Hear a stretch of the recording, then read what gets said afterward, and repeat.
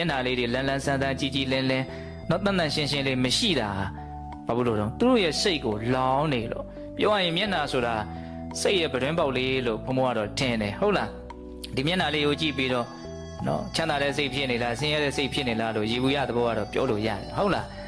အဲ့ဒါစိတ်ကဆင်းရဲနေပြီဆိုရင်မျက်နှာအကြည့်လင်းနိုင်မလားဘယ်ကြည့်လင်းနိုင်မတော့ပင်ပန်းတယ်ပူလောင်တယ်ဟုတ်လားပင်ပန်းမှုပူလောင်မှုစိတ်ရဲ့ပင်ပန်းပူလောင်မှုတန်းကိုဒီရုပ်ဟာခံရတယ်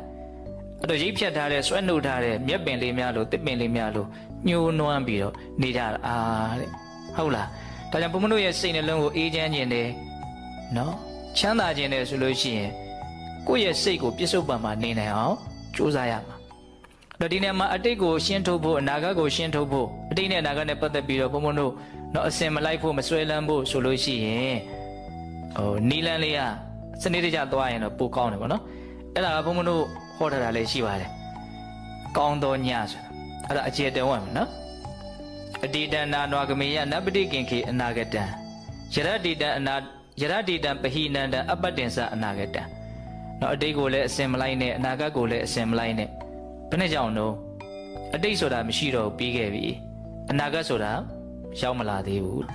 ပိစုပန်နိသယောဓမ္မတထတထဝိပတ္တိအခုလောလောဆယ်ဖြစ်နေတာလေးကိုယ်ခန္ဓာမှာဖြစ်နေတာလေးကိုအမှန်သိပြီးတော့နေလိုက်ပါအဲ့ဒါဆိုရင်အတ္တန်ဟိတံအတ္တန်ကုပ္ပံနော်ဒီစိတ်ကဒေါသနဲ့လည်းပျက်စီးမှာမဟုတ်လောဘနဲ့လည်းပဲနော်ရင်မှုတွေ့တာနေမှာမဟုတ်ဘူးဟုတ်လားအဲ့ဒီနီးနဲ့ဉာဏ်ရှိတဲ့လူဆိုတာနေရမယ်ထိုင်ရမယ်နော်တန်ဝိတော့မနုပြွေရေးဆိုအဲ့ပြောတာဟုတ်လားအဲ့တော့ပြောရင်ဒါပါလေဒါနီလန်းလေးပေါ့ဟုတ်လား